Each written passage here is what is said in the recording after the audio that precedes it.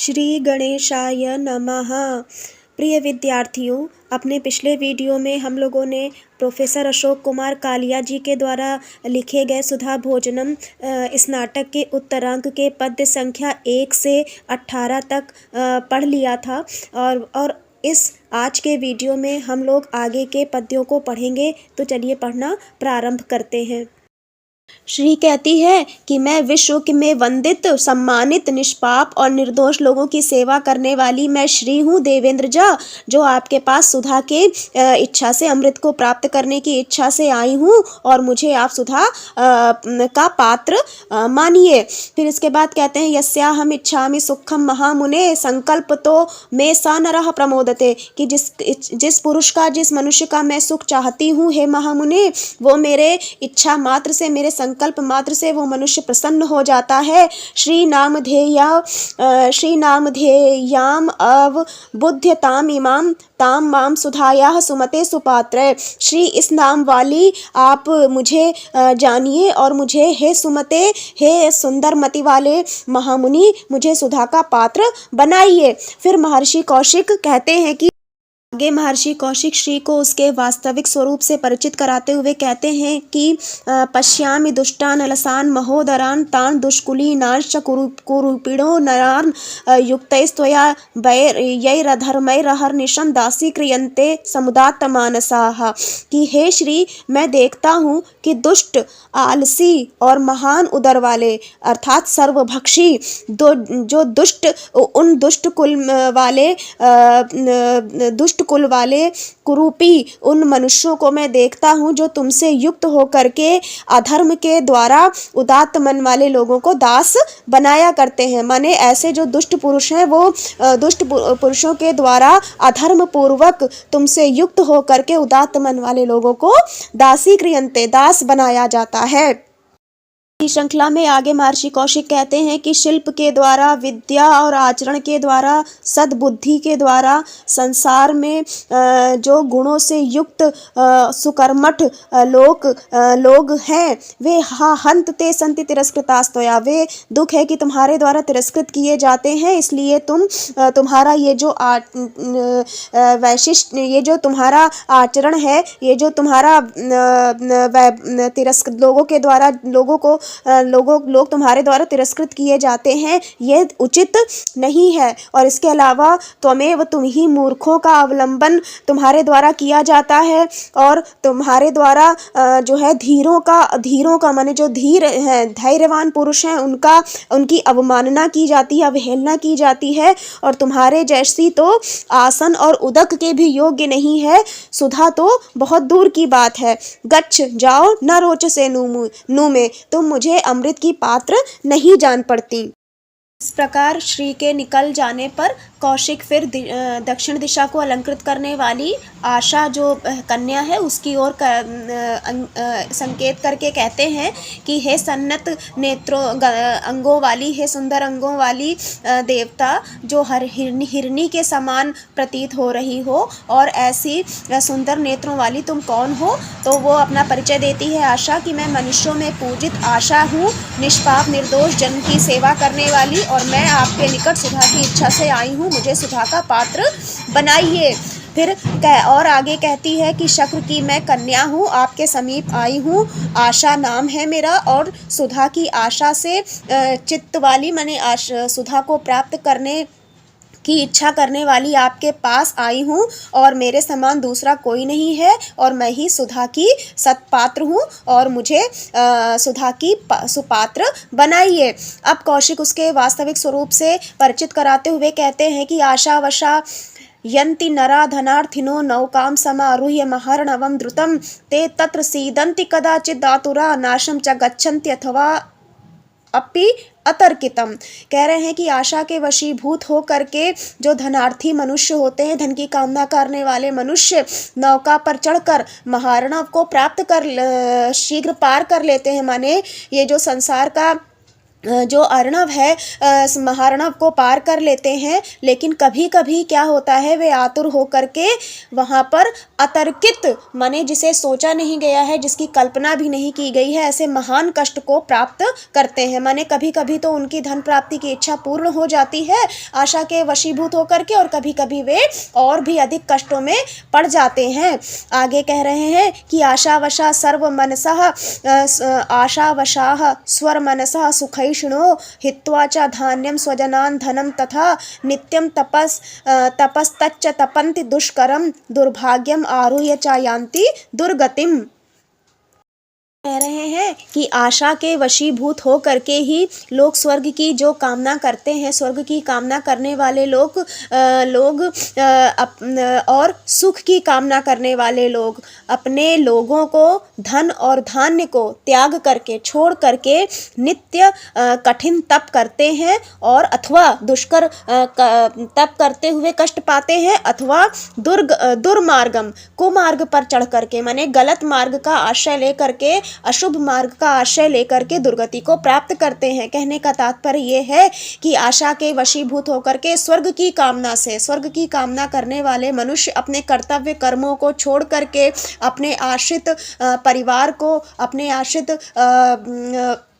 वृद्ध माता पिता को, अपने समस्त उत्तरदायित्वों को त्याग करके तपस्या कठिन तप करने लगते हैं, अर्थात अपने कर्तव्य कर्मों को भी छोड़ देते हैं ऐसे मनुष्य, और सुख की कामना करने वाले मनुष्य कि हमें अधिकाधिक धन की प्राप्ति हो जाए, जिससे हमें खूब सुख मिले, अनंत सुख मिले, उस सुख की आशा में लोग बुरे मार्ग का, अनिष्ट का आश्रय ले लेते हैं, जिससे वे दोनों ही प्रकार के मनुष्य दुर्गति को माने दुर्भाग्य को प्राप्त करते हैं। आगे कह रहे हैं, करोषि यत् कार्यम अकार्यम अंततो रुचि स्वतंत्रा तव तत्र कारणम भवादृशी नारहति चासनोदके कुतः सुधा गच्छ न रोचसे नु में। अब इसमें कह रहे हैं कि जिस कार्य को अथवा अकार्य को तुम करती हो, उसमें अंततो गत्वा तुम्हारी रुचि ही वहाँ पर स्वतंत्र कारण है, माने तुम्हारी स्वतंत्र रुचि ही वहाँ पर कारण है, और तुम्हारे जैसी तो आसन और उदक के भी, जल के भी योग्य नहीं है, तो सुधा तो बहुत दूर की बात है, तुम जाओ, मुझे तुम प्रिय नहीं हो। इस प्रकार से आशा भी निकल जाती है। आगे पश्चिम दिशा को अलंकृत करने वाली जो श्रद्धा है, उसको लक्ष्य करके उसका परिचय प्राप्त करते हैं महर्षि कौशिक। फिर श्रद्धा अपने बारे में बताती है कि मैं निष्पाप निर्दोष जनों की सेवा करने वाली मनुष्य में पूजित श्रद्धा हूँ, और आपके निकट सुधा की इच्छा से आई हूँ, मुझे सुधा का पात्र बनाइए। फिर कौशिक ऋषि कहते हैं, दानम दमम ऐ श्रद्धे दानम दमम त्यागम अथापि संयमम श्रद्धावशा एव चरन्ति मानवाः स्तेयं वृषा कूटम अथवा अपि पैशुनम कुर्वन्ति ते ननु विच्युतास्त्वया। अर्थात श्रद्धा के वशीभूत होकर के ही मनुष्य दान का, दम का, त्याग का अथवा संयम का आचरण करते हैं, माने इन सुंदर गुणों का आचरण करते हैं। स्तेयम वृषा कूटम अथापि पैशुनम कुर्वन्ति ते ननु विच्युतास्त्वया। लेकिन जो तुमसे रहित होते हैं, माने तुम्हारे द्वारा जो परित्यक्त होते हैं, वे लोग स्तेयम चोरी, असत्य भाषण, कूट मतलब छल और धोखेबाजी, और पैशुनम यानी कि चुगलखोरी, इस प्रकार के निंदनीय आचरण को भी करते हैं। अब आगे कह रहे हैं कि अपि च निहंसि पुण्यम कुरुषे च पापकम त्वमेव दुष्टे व्यभिचारकारिणी भवादृशी नारहति चासनोदके कुतः सुधा गच्छ न रोचसे नु में। कह रहे हैं कि अर्थात त्वमेव दुष्टे, हे दुष्ट आचरण वाली श्रद्धे, तुम ही पुण्य को निहंस नष्ट करती हो, कुरुषे च पापकम, और पाप को बढ़ाती हो, पाप कर्म को करती हो, व्यभिचार कारिणी, व्यभिचार कर्म करने वाली हो, और भवादृशी, आप जैसी तो आसन और उदक के भी योग्य नहीं है, सुधा तो दूर की बात है, तुम जाओ, तुम मुझे प्रिय नहीं हो। इस प्रकार से श्रद्धा भी चली जाती। अब उत्तर दिशा में संस्थित ह्री को उद्देश्य लक्ष्य करके महर्षि कौशिक कहते हैं कि नित्यं प्रभाते अरुणोदये शुभे या दृश्यते यौवन रूप धारणौ भद्रे तथा त्वं प्रतिभासि संततम आचक्षु माम त्वं कतमासि देवता। कह रहे हैं कि नित्य प्रातः काल में अरुणोदये शुभे की शोभन प्रातः काल में सूर्य के उदय होने पर या दृश्यते यौवन रूप धारणौ, माने जिस प्रकार से सूर्य के उदय होने पर प्रातः काल जो दिन है वो यौवन और रूप को धारण करने वाला होता है, माने यौवन और रूप को धारण करने पर तुम वैसी ही प्रतीत हो रही हो, माने तुम भी वैसी ही प्रातः काल के समान सुशोभित हो रही हो। तुम मुझे बतलाओ कि तुम कौन हो। ह्री कह रही है कि मैं मनुष्यों में मैं ह्री हूँ, हे देव मैं ह्री हूँ, मनुष्यों में पूजित हूँ, प्राप्ता तथा त्वं निकटम सुधेच्छया, आपके यहाँ पहुँची हूँ आपके निकट, सुधेच्छया सुधा की इच्छा से आपके निकट पहुँची हूँ। सा हम सुधाम न प्रभवामि याचितुम याञ्चा हिनौ निर्वसनत्वम उच्यते। ह्री अपना परिचय देती हुई कह रही है कि हे महामुनि, मैं मनुष्यों में, हे देव मैं मनुष्यों में पूजित और सुधा की इच्छा से आपके निकट आई हुई हूँ। मैं ह्री हूँ, मैं लज्जा देवी हूँ और वो मैं सुधा को प्राप्त करने की, सुधा को मांगने की सामर्थ्य नहीं रखती हूँ, अर्थात सुधा को मांगने, अमृत को मांगना मेरी सामर्थ्य नहीं है। और क्योंकि याचना हम लोगों के लिए निर्वसनत्व के समान कहा गया है, अर्थात याचना, किसी चीज़ की याचना करना, किसी वस्तु की कामना करना, याचना करना वस्त्रहीनता के समान, निर्वसनत्व के समान निंदनीय कहा गया है। उसकी प्रशंसा करते हुए कौशिक कहते हैं कि धर्मः स उक्तो यदिदं न याचनं त्वां याचनाभीरु ततो निमन्त्रये पात्रं त्वमेवासि सुधारसस्य च प्रीत्या प्रदास्यामि यदन्यदिच्छसि। कह रहे हैं कि हे याचना भीरु, हे याचना से डरने वाली याचना जैसे निंदनीय कर्म से याचना से डरने वाली देवी, धर्मः स उक्तो, जो तुमने ना याचना कहा, माने तुमने जो याचना को निंदनीय बतलाया और अमृत की याचना नहीं की, तुम्हारा ये आचरण, तुम्हारा ये वचन धर्म संगत है। धर्म यही है कि हमें मांगना नहीं चाहिए। तो हे याचना भीरु, तुम्हें मैं निमंत्रित करता हूँ, तुम्हें मैं आमंत्रण देता हूँ कि तुम ही सुधा की सतपात्र हो, सुधा के इस रस की सतपात्र तुम ही हो और इसे प्रेम पूर्वक मैं तुम्हें देता हूँ जिसकी तुम इच्छा करती हो। माने कि तुमने चूंकि अमृत की याचना नहीं की, इसलिए तुम ही इसकी सतपात्र हो और तुमको ही मैं ये अमृत का जो पात्र है, जो सुधा रस है, वो मैं तुम्हें प्रेम पूर्वक प्रदान करूँगा। आगे महर्षि कौशिक कह रहे हैं कि सा त्वं मया साकम इहाश्रमे वरे आमंत्रितं कांचनवेल्ली विग्रहे पूज्यासि भद्रे मधुरै रसोत्तमैस् त्वां पूजयित्वैव सुधामहं लभे। कि हे कांचनवेली विग्रहे, माने स्वर्णलता के समान शरीर वाली हे सुंदरी, हे देवी, ऐसी तुम मेरे साथ इस आश्रम में, इस श्रेष्ठ आश्रम में आमंत्रित हो और तुम्हारी पूजा करके, तुमको सम्मानित करके ही, कैसे सम्मानित करके, मधुर रसों के द्वारा तुम्हें सम्मानित करके ही, पूजन करके ही मैं सुधा को प्राप्त करूँगा।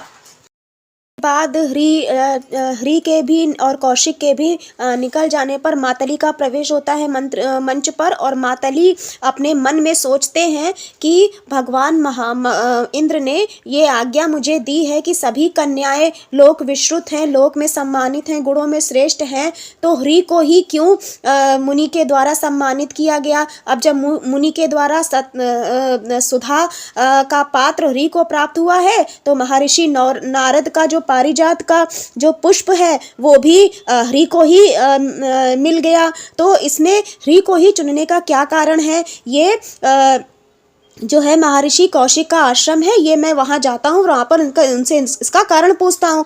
तो आगे आकर के कौशिक मुनि को प्रणाम करके मातली जो है अपने आगमन का कारण बतलाता हुआ कहता है कि महर्षि हे महामुनि, महाराज इंद्र ने जो है ये मतलब उनको ये आश्चर्य और आश्चर्य के साथ साथ प्रसन्नता भी है कि आपने ह्री को ही सुधा के पात्र के रूप में क्यों चुना, जबकि सभी कन्याएं श्रेष्ठ हैं, इसका कृपया निरूपण कीजिए। तो महर्षि कौशिक उसका कारण बताते हुए कहते हैं कि आढ्या अनुमाम श्री प्रतिभाति मातले श्रद्धा तो अनित्या शृणु देव सारथे आशा विसंवादितया मता ही में ह्रीरेव चार्या प्रगुणे प्रतिष्ठिता।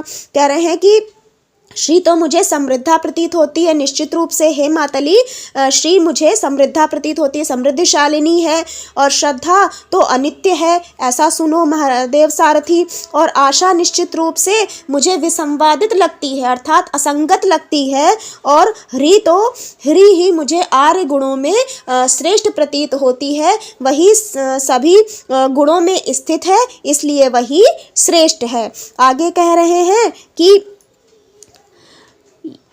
या कुमार्यो ननु गोत्र रक्षिताः वृद्धाश्च याः पति देवताः स्त्रयः आस्थान रागम हृदयं यदा यद कदा क्षिप्रम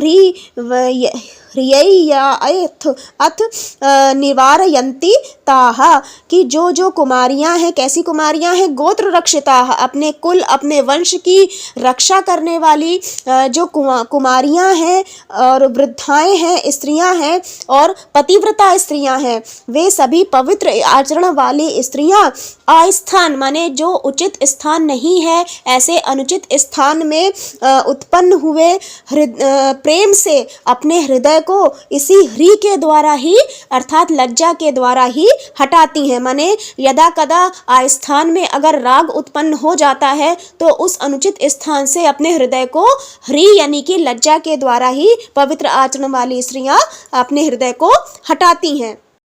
आगे के पद्य में ह्री का ही महिमा बतलाते हुए महर्षि कौशिक कह रहे हैं कि जैसे सागर का जो तट होता है वो सागर के वेग को रोकने वाला होता है, माने सागर का समुद्र का तट समुद्र के वेग को रोकने वाला होता है, उसी प्रकार से मनुष्य को पाप से निवारित करने वाली माने पाप कर्म से मनुष्य के मन को हटाने वाली माने पापों से दूर करने वाली ह्री ही होती है। माने ह्री अर्थात लज्जा ही मनुष्य को पाप कर्म करने से रोकती है।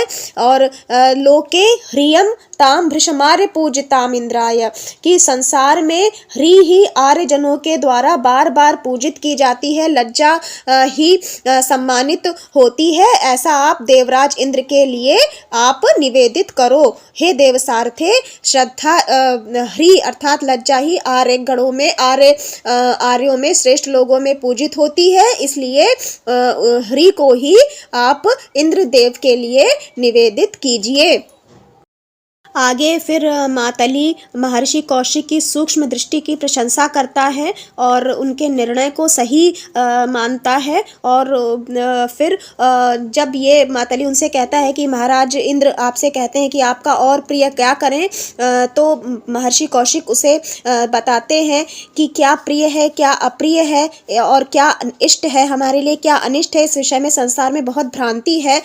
तो फिर वो अंत में नाटक में भरतवाक्य के द्वारा अपना संदेश देते हैं। भरतवाक्य आप जानते हैं नाटकों के अंत में किया जाने वाला एक मंगल संदेश होता है, एक शुभ कामना संदेश होता है, जो नाटककार अपने नाटक के द्वारा सामान्य जनों को, सहृदयों को देना चाहता है। संदेश जो नाटककार देना चाहता है मंगल कामना करते हुए, शुभ कामना करते हुए, उसे ही नाटकों में भरतवाक्य कहा जाता है। तो यहाँ पर कह रहे हैं कि भ्रांति ही सकला या तो निर्वृतिम तत्व संशयो या तो निर्वृतिम दुखम सर्वम व्रजतु निर्वृतिमयी परमाम कथय सखी हरिवसतिम दयिताम किमपि सखी मधुरम मधुरम माम। कह रहे हैं कि भ्रांति माने कि जो भ्रम है कि क्या सत्य है क्या असत्य है, इस प्रकार की समस्त भ्रांतियाँ, समस्त भ्रम विभ्रम निर्वृत्ति को प्राप्त हो अर्थात शांत हो जाएं। तत्व संशयो, तत्व के विषय में जो संशय है, सत्ता का जो प्रश्न है, अस्तित्व का जो प्रश्न है, जो शुरू में इन्होंने उठाया था कि संसार सत्य है या मिथ्या है, इस प्रकार का तत्व संशय शांति को प्राप्त करे, माने दूर हो जाए। दुखम सर्वम व्रजतु निर्वृतिम, और सभी प्रकार के जो दुख हैं वो शांति को प्राप्त हो जाए, माने सभी के दुख दूर हो जाएं। निवृत्तिमयी परमाम, हमें परम शांति की प्राप्ति हो, माने सभी परम सुख को प्राप्त करें, आत्यंतिक सुख को प्राप्त करें। कथय सखी, हे सखी हरि वसतिम दयिताम, इसके लिए मुझे हरि के, भगवान विष्णु के निवास स्थान का कथन करो, हरि के प्रिय निवास स्थान का कथन करो। हे सखी मुझसे कुछ मधुर मधुर कहो। इस प्रकार से ये प्रोफेसर अशोक कुमार कालिया जी के द्वारा लिखे गए सुधा भोजनम नाटक को हम लोगों ने पढ़ लिया है, और बहुत शीघ्रता में मैंने अर्थों को पढ़ने का प्रयास किया है, समझाने का प्रयास किया है। तो यदि कोई परेशानी हो रही हो तो आप मुझे कमेंट करके बता सकते हैं।